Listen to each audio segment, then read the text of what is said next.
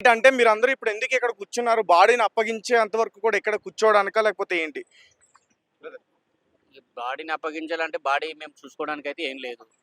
ఒక ఫేస్ చూడడానికి బాడీ లేవంట, కాళ్ళు లేవంట, ఏం చేతులు లేవంట. హ్మ్. వాళ్ళు కొంతమంది అంటారు కొంచెం ఏమైనా డబ్బులు ఇచ్చి మాట్లాడుకొని పొలం కావాలి, నా భూమి కావాలని ఎంత అడుగుతున్నారు. ఇస్తారంటున్నారు డబ్బులు? ఎంత అని మాకు తెలియదు. అంటే అని సెటిల్‌మెంట్ పోలీస్ సెటిల్మెంట్ స్టేషన్ ముందే సెటిల్‌మెంట్ చేసేందుకు వాళ్ళు మీతో ప్రయత్నాలు చేస్తున్నారా? చేస్తున్నారని అనుకుంటున్నారు. మరి నిజమా ఇదా అబద్ధమేదో మనకి తెలియదు ఇంకా. అంతే. పోలీసులేమంటున్నారు? మేము వాళ్ళ దగ్గరికి వెళ్ళలేదండి. హ్మ్. మీరే మాట్లాడుకున్నాక సెటిల్మెంట్ అంటే చేస్తామని పోలీసులు మిమ్మల్ని వాళ్ళని మాట్లాడుకోమని చెప్తున్నారా ఇక్కడ? అని అంటున్నారంట. వాళ్ళు బయటకు వచ్చి ఏం ఇస్తారని వాళ్ళతోటి మాట్లాడుతున్నారు. హ్మ్. అది ఇస్తారా ఇయ్యలేరా మనకు తెలీదు. మేము ఉంటున్నాం అంతే. హ్మ్. అసలు ఎలా చూడాలంటారన్న ఈ ఘటన అంత దారుణంగా ముక్కలు ముక్కలుగా నరికేసి ప్రీ ప్లాన్‌గానే చేశాడంటారా? మాకు అంటే ఆయన సొంతంగా అయితే జేసింది ఒకటే కాదు. హ్మ్. ఆయన తర్వాతనే ఇంకెవరో 4, 5 మంది ఉంటారు. హ్మ్. వాళ్ళ ఫ్యామిలీ అందరూ కలిసైనా చేయొచ్చు. హ్మ్. ఆయన ఒక్కడైతే చేయలేడు. వాళ్ళ ఫ్యామిలీ అందరూ ఉండే చేసి ఉంటారని మాకు డౌట్. ఓకే. అంటే మీరు అమ్మాయి తరపు పెళ్లి ఇష్టం లేదు. వాళ్ళ ఫ్యామిలీ మెంబర్స్ ఆ పెళ్లి చేసుకున్న టైంలో కూడా అతనితోనే ఉన్నారంటూ కూడా చెప్తుంది. నిజమేనా అది? తెలియదండి నాకు. హ్మ్. ఆ విషయం మాకు తెలీదండి. హ్మ్. మాకు తెలీదు. అసలు ఏం చేయాలంటారు బాబాయ్ చెప్పండి మీరు చెప్పండి. ఇగో నేను హ్మ్. యాదవ సంఘం తరఫున వచ్చిన. హ్మ్. హైదరాబాద్ యాదవ సంఘం తరఫున వచ్చిన. హ్మ్. ఆ, యాదవ సంఘం తరఫున హ్మ్. వీళ్ళకు ఏం జరుగుతున్నది అనే విషయంలో హ్మ్. పూర్తిగా తెలుసుకొని పోయి హ్మ్. ఇట్లా యాదవుల మీద చాలా అఘాయిత్యాలు జరుగుతున్నాయి. హ్మ్. చాలా మర్డర్లు అవుతున్నాయి. హ్మ్. అటు తర్వాత ఇతను ఒక్కడు చేసింది కాదు ఇది. హ్మ్. దీని వెనకాల కనీసం ఒక మూట ఉన్నది. వాళ్ళ కుటుంబం వాళ్ళు కావచ్చు, పెద్దలు ఎవరైనా కావచ్చు. హ్మ్. అంటే ఇతనే తక్కువ కులం అని చెప్పేసి చంపేశారని మీరు చెప్తున్నారా? తక్కువ కులం అని అంటే కాదు. వాళ్ళతోని చూసుకుంటే. వాళ్ళతోటి చూసుకుంటే బొంగు వాళ్ళదే ఉన్నదండి. మాకంటే ఏం పెద్ద కులం వాళ్ళది. హ్మ్. ఆ, హ్మ్. ఇంతకుముందు శ్రీనివాసులు రెడ్డి అని నల్గొండలో ఇద్దరు అమ్మాయిలను రేప్ చేసి వాళ్ళని చంపేసేసి వాడు జైల్లో ఉంటాడు. హ్మ్. ఒక కులంలో పెద్దవాడు ఇష్టం వచ్చినట్టు చేయొచ్చా? హ్మ్. ఆ, హ్మ్. మా యాదవులు అనే ఉద్దేశంతో వీళ్ళు ఏం చేసినా కానీ పోదని పోలీసు వాళ్ళు కూడా మీరు మీరు మాట్లాడుకోండి అని ఎట్లా చెప్తారండి? హ్మ్. ఆ, హ్మ్. అంటే వీళ్ళు పిచ్చోళ్ళు అనుకుంటురా? హ్మ్. ఏదేమైనా సరే ఇతన్ని ప్రజలందరి ముంగల హ్మ్. ఆ అమ్మాయిని ఎట్లా ముక్కలు ముక్కలు చేసిండో వాన్ని కూడా ముక్కలు చేసేంత వరకు వీళ్ళు వదిలిపెట్టరు. హ్మ్. ఇక మేము కూడా సిద్ధంగా ఉన్నాం. రాష్ట్రం మొత్తం మీద ఒక ఉద్యమం తీసుకుపోతాం. హ్మ్. ఇలాంటివి చాలా అవుతున్నాయి. ఇక మేము సహించేది లేదు. ఆమె ఏం చేసింది? ఆమెను ఇంట్లో నుంచి తీసుకుపోయి పెళ్లి చేసుకొని ఆమెకు ఒక ప్రెగ్నెంట్ చేసేసి ఆమె ఒక గర్భవతి. హ్మ్. నువ్వు మనిషివేనా? నువ్వు మానవత్వం ఉన్నదా?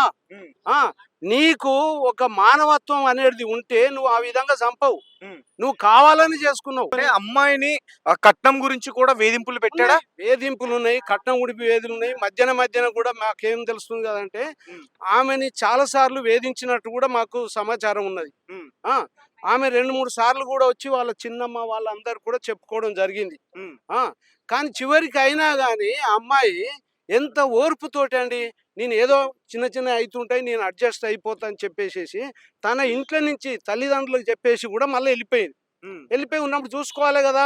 హ్మ్. ఏంటిది ఈ అఘాయిత్యం? ఏంటిది ఈ దమనకాండ? పోలీస్ స్టేషన్ ముందే వాళ్ళు సెటిల్‌మెంట్ చేయడానికి ట్రై చేస్తున్నారంట. వాడు కావు పోలీసు నా కొడుకుల్లారా, మీకేం సంబంధం రా? హ్మ్. మీరు చూడండి, కాళ్ళు చేతులు ఏడున్నాయో చూడండి.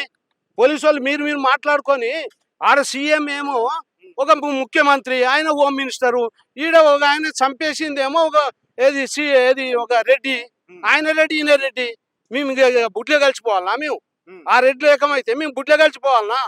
ఏమనుకుంటారు మీరు ఇది అనుకుంటే? హ్మ్. నేను గట్టిగా చెప్తున్నా. నేను ఆల్ ఇండియా అఖిల భారత యాదవ మహాసభ నుంచి కూడా నేను హెచ్చరిస్తున్నా. హ్మ్. నా పేరు చీమల జగదీష్ యాదవ్. ఆమె సంఘ సేవకుణ్ణి, తెలంగాణ ఉద్యమకారుణ్ణి. ఈ రంగారెడ్డి జిల్లాకు కూడా నేను ప్రాతినిధ్యం వహించిన. హ్మ్. ఇప్పుడు స్టేట్ వైజ్గా మేము ఈ యొక్క ఆజాద్ ఆర్మీ అనేది మేము కూడా తయారు చేస్తున్నాం. ఇలాంటి నా కొడుకులను హ్మ్. నిలదీసి కాల్చినా తప్పు లేదు.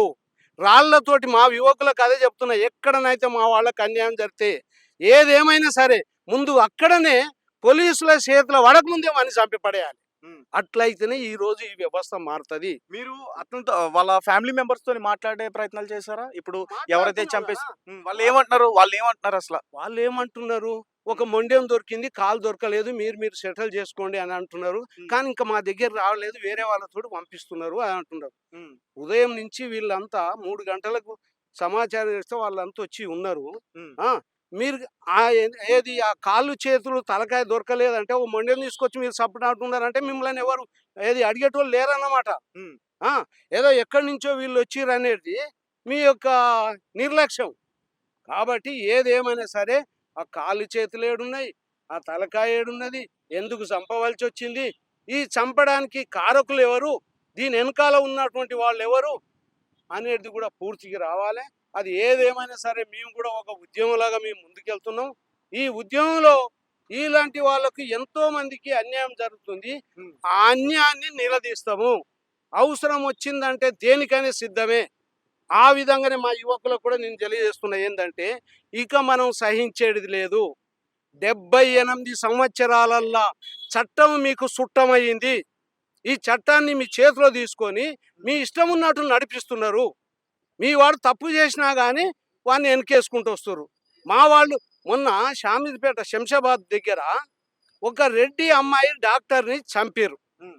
ఏదో రేప్ చేసిర్రు. నలుగురు కలిసి చచ్చిర్రు. హ్మ్. అందులో ఒక ఎస్సీ, ఒక బీసీ, ఒక ఎస్టీ, హ్మ్. ఒక ముస్లిం ఉన్నారు. హ్మ్. ఒక్క ఆమెని చంపితే మా వాళ్ళని నలుగురిని చంపినావు నువ్వు. హ్మ్. ఆ! అదే నలుగురిని చంపినావు. ఈడ శ్రీనివాసులు రెడ్డి అని ఇద్దరు అమ్మాయిలని రేప్ చేసి హ్మ్. వాళ్ళని చంపితే మరి ఆయన్నెందుకు చంపలేదు? హ్మ్. వీళ్ళు అగ్రవర్ణాల. అంటే చిన్న వర్గాలు ఏదో చేసిర్రు, తప్పు తప్పే అంటాం మేము. హ్మ్. వాళ్ళని మేము ఒప్పుకునేది లేదు. తప్పు తప్పే. కానీ ఈళ్ళ దగ్గర గూడా ఎందుకు నీవు వక్రీకంగా మీరు ఎత్తిపోతున్నారు? చట్టం ఎందుకు పనిచేస్తలేదు? ఈ చట్టాన్ని మీరు చుట్టంగా ఎట్లా మార్చుకుంటున్నారు? ఇది పోలీస్ ఆఫీసర్‌లకు కూడా నేను తెలియజేస్తున్నదేంటంటే, దీన్ని క్షుణ్ణంగా ఎక్కడి నుంచి ఏ విధంగా జరిగింది? దీని పుట్టు పూర్వోత్తరాలు గూడా అంతా తీసి మా వాళ్ళకి న్యాయం జరగాలని మేము కోరుకుంటున్నాం. ఇప్పటివరకు అంటే అంతవరకు దాదాపు చాలా టైం అయిపోయింది. ఇప్పటివరకు తన బాడీని అప్పగించారా? లేదా మీరు అంత్యక్రియలు చేసుకోవడానికి? మాకేం అవసరం లేదండి. హ్మ్. అంత్యక్రియలు చేసుకొని, ఆ పోలీస్ స్టేషన్‌లో పెట్టుకొని, హ్మ్. అన్నీ రావాలనా? లేకపోతే ఒకటే తీసుకుపోయి మేము ఆ మొండాన్ని తీసుకుపోయి అంత్యక్రియలు చేసుకోవాలనా? హ్మ్. ఏమన్నా అర్థం ఉన్నదా? మీరు తీసుకుపోండి, మేమిస్తాం, మా చేతులు దులుపుకుంటాం. అంటున్నారా? పోలీసులు అలా అంటున్నారా? మాకు వార్తలు తెలుస్తున్నాయి. హ్మ్. ఇప్పుడు నేను పోయి వాళ్ళని అడుగుతాను. హ్మ్. ఆ సీఐ గారున్నారా? ఏఎస్పీ ఉన్నారా? ఎవరున్నారో వాళ్ళ దగ్గర పోయి ఆ విషయాలు కూడా తెలుసుకుంటాను. తెలుసుకొని నేను బయట పెడతాను. ఆల్రెడీ మేము ప్రెస్ వాళ్ళ దగ్గరికి అందరి దగ్గరికి కూడా వెళ్తున్నాం. మాదో ఇంకా టీమ్ పనిచేస్తున్నది. ఎక్కడెక్కడ ఏమేమి కావాలో అయన్నీ కూడా మేము చేసుకున్నాం. అందుకనే మాకు ఆల్రెడీ ఉదయం వచ్చేటోళ్ళం. సురవరం ప్రతాప్ రెడ్డి గారు ఒకరు చనిపోవడం జరిగితే అక్కడ దాకా పోయేసి ఆ ప్రోగ్రామ్‌లో ఉండేసి మేము జర లేట్ అయింది. కాబట్టి మేము ఒక్కటి చేస్తున్నాం. న్యాయం చేయండి. హ్మ్. మా అంటే ఎటువంటి న్యాయం అంటే ఏం న్యాయం చేయాలంటారు? ఏం న్యాయం ఇప్పుడు అంటే అమ్మాయి కూడా ఇష్టపడే పెళ్లి చేసుకొని బయటకొచ్చేసింది కదా! అరే ఇష్టపడే పని చేసుకున్నది. హ్మ్. కానీ ఇష్టపడి ఒక్క పని నిమిషం. చెప్పండమ్మా. నీకు సాకనీకి చేత కాలేదు కదా! మరి ఎందుకు చంపేసినావు? హ్మ్. ఎందుకు చంపేసినావు మరి? నీకు సాకనీకి చేత కాలేదు కదా! ఎందుకు చంపేసినావు మరి? హ్మ్. నీ ఇంతకు ముందు కూడా అమ్మాయికి 2 సార్లు అబార్షన్ చేపిచ్చిండంటూ కూడా చెప్తున్నారు. నిజమేనా అది? చేపిచ్చిండు ఫస్ట్ టైమ్.